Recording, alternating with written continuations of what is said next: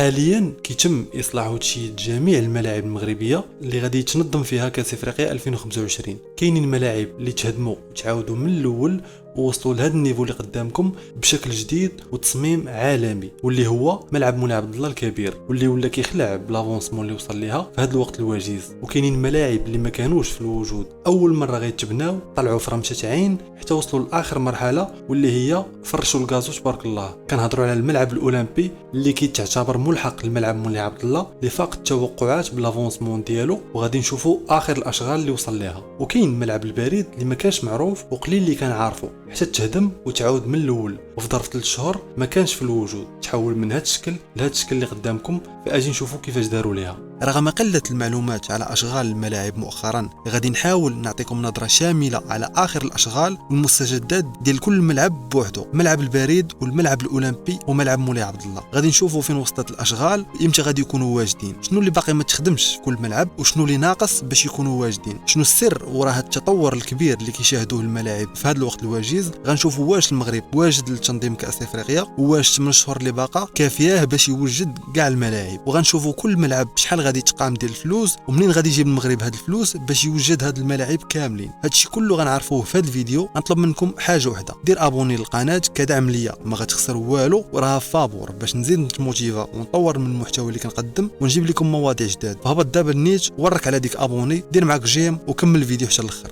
التركيز ديالنا في هذا الفيديو غيكون على ملاعب العاصمه، وغنبداو باول ملعب اللي هو ملعب البريد اللي كيتواجد في موقع استراتيجي في اغودال حدا قاعه ابن سينا والمحل التجاري الرباط سنتر. اللي كيميز ملعب البريد هو التصميم اللي جا به، كيشبه بزاف الملاعب الانجليزيه، ملعب تصميم عصري بدون مضمار السباق وبجوج طبقات من المدرجات، وكيتسع ل 18000 متفرج. وهذا الشيء غيخلي المتفرج يكون قريب بزاف للملعب ويستمتع برؤيه واضحه للملعب ويتبع الاحداث ديال المباراه عن قرب. بالنسبه للاشغال ملعب البريد واللي قدرنا نوصلوا ليها عن طريق قناه الرباط المعرفه مشكور، فكيف ما كيبان لكم في الفيديو كاين تطور كبير في الاشغال. الا رجعنا غير 3 شهور قبل كانت الاشغال بهذا الشكل اللي قدامكم بتاريخ 22 يناير 2025، ومن بعد تقريبا 3 شهور وصلوا لهذا لافونسمون اللي قدامكم تبارك الله. العمال دايرين خدمه نقيه، وحاليا بانوا الملامح ديال الملعب والشكل ديال التصميم. اول حاجه ممكن تلاحظوها هي العدد الكبير ديال الالات، فكاين تقريبا 8 الكروات موزعه على كاع الاجزاء ديال الملعب، يعني خدامين في الملعب كامل في دقه واحده، وكل ايكيب مكلفه بجزء. بالنسبه للمدرجات فكيف ما كيبان باللي الجزء السفلي كمل، بقات غير قطعه واحده اللي في هذه الجهه ويكمل بشكل كامل. والسبب اللي خلاهم يتعطلوا فيها هو ان هذه البلاصه هي فين كانت الفيلا اللي كانت دايره ضجه في السوشيال ميديا وكل شيء كيهضر عليها، فمن بعد ما تم الهدم ديالها بداو في بناء هذا الجزء من المدرجات. وفي نفس الوقت غيبان لكم خدامين في البنايه اللي تيكون فيها الفضاء والمرافق ديال الملعب، وكيبان باللي وصلوا ليطاج الاخر ديالو في هذه البلايص كاملين. اما الجزء الثاني ديال المدرجات فكيبان باللي خدامين كيبنوا في الاساسات ديالو، وفي هذه البلاصه كيبان لكم بداو كيركبوا فيها الجزء الثاني من المدرجات. فاللهم بارك هادشي كامل قدروا يحطوه لينا في ارض الواقع في ظرف 3 شهور. فتحيه للشركه اللي مكلفه ببناء ملعب البريد اللي هي شركه TGCC، وتحيه للعمال والمهندسين اللي خدامين تبارك الله دايرين خدمتهم. الملعب غادي يكمل بتكلفه 60 مليار سنتيم بسعه 18000 مقعد، غادي تستغرق مده البناء ديالو 8 شهور كيف ما كتشوفوا، يعني غيكون واجد في شهر 9 دونك بقات 5 شهور.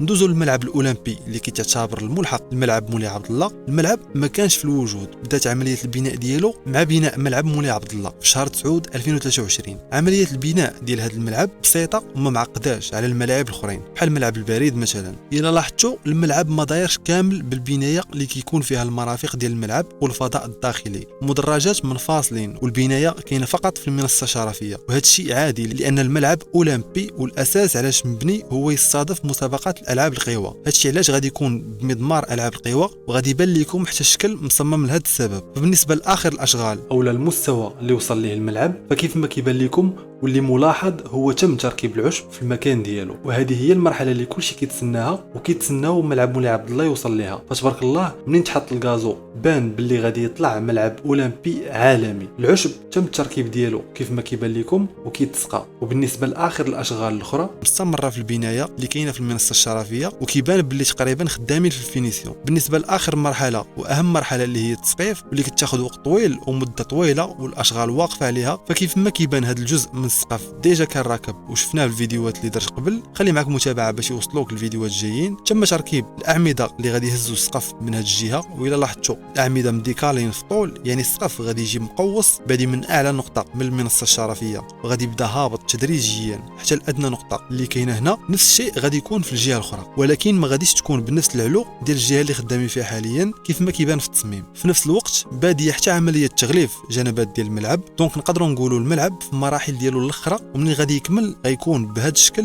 بسعه 20,000 مقعد بتكلفه 65,000 سنتيم. كيتم البناء ديالو من طرف الشركه اللي مكلفه ببناء ملعب مولاي عبد الله اللي هي SGTM. اما ملعب مولاي عبد الله ديجا بارطاجيت فيديو خاص به بوحدو السيمانه اللي فاتت، وغادي نعطيكم اخر الاشغال اللي وصل لها حاليا. فالملعب قبل بشهرين على اخر فيديو شفناه بالدرون كان بهذا الشكل، من بعد شهرين ديال الخدمه المتواصله الملعب وصل لهذا المستوى اللي قدامكم، واللي قدرنا نوصلوا لهذه الصوره بفضل قناه تايم ستاد والرباط المعرفه. شكرا لهم. فكيف ما كيبان لكم في الفيديو الملعب مخدوم بدقه عاليه، الحواف والزوايا ديال الملعب متقونين وكيعطوه منظر فخم وجميل. ودابا نقدروا نقولوا عندنا ملعب عالمي كيليق بالمستوى ديال المنتخب المغربي في كره القدم والطموحات اللي عندنا. الاشغال افونساو فيها بزاف كما كيبان لكم، تقريبا بقاو اجزاء قلال ويكمل السقف كامل. فكيف ما كتشوفوا هنا هادو كاملين ركبوا فيهم الاجزاء بثلاثه اللي كيكونوا السقف، يعني جميع الاجزاء اللي كيكونوا السقف كملوا. دونك الاساس ديال الملعب او السقف رسميا واجد. كاينين قطع اخرين ديال الحديد كيعمروا بها الفراغات اللي في الاجزاء اللي كنهضروا عليهم. كيف ما كتشوفوا هنا كاينين شي بلايص باقيين خدامين فيهم وما كملوش، وهاد القطع غادي يبانوا لكم في المحيط ديال الملعب بكثره. من بعد ما يساليو تركيب هاد القطع كاملين غادي يحطوا فوق منهم صفائح بحال اللي كيبانوا هنا، هما اللي غادي يكونوا في الواجهه ديال السقف. كيف ما كيبان في التصميم ما غيبقاش يبان هاد الحديد كامل. الحلقه اللي غادي تجمع الاجزاء كاملين كيف ما كتشوفوا بداو فيها وركبوا جزء منها، وهذه هي اخر مرحله في التسقيف باش يكون الاساس واجد واللي هو المهم ويدوزوا للفينيسيون. فبالنسبه للجنبات او الواجهه الخارجيه كيطابق عليهم نفس الاستراتيجيه. ديجا واحد الجزء كان واجد مده طويله وكانوا حابسين فيه الاشغال، ولكن دابا بداو مافونسين في التغليف، وكيف ما كيبان هنا هذا الجزء زاد كبر،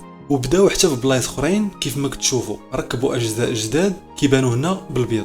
وتبارك الله الشركه اللي مكلفه بالبناء اللي هي SGTM دايره خدمتها. وتحيه للمهندسين والعمال اللي واقفين على هذه التحفه. الملعب من بعد الانتهاء ديالو غادي يكون بسعه 68,700 مقعد بتكلفه 400 مليار سنتيم. فالسؤال اللي بزاف ما عارفينش الجواب ديالو هو منين غادي يجيب المغرب بهذه الفلوس كامله باش يمول هذا الحجم الكبير ديال الاشغال. نهار السبت ان شاء الله غادي نحط فيديو جديد غيكون الموضوع ديالو اكبر المشاريع الكبرى اللي كيتبناو في العاصمه الرباط من غير الملاعب. دير معك ابوني باش يوصلك الفيديو نهار السبت مع السبعه. وإلا وصلتي حتى لهنا كتب لي تم في كومونتير باش نعرفك ونشكرك على التتبع ديالك. التمويل ديال هاد الملاعب جايه من اتفاقيه ما بين الحكومه والصندوق الوطني للايداع والتدبير CDG. كتقول الاتفاقيه باللي CDG غادي تمول اصلاح 6 ديال التيرانات في المغرب ب 9.5 مليار ديال الدرهم استعدادا لكاس العالم وحتى كاس افريقيا. والا بغيتوا تفاصيل اكثر على طبيعه هاد التمويل وشنو خدمه هاد الصندوق لا CDG ونعطوا شرح مفصل على الموضوع، خلي معك ابوني للقناه باش يوصلك كل جديد.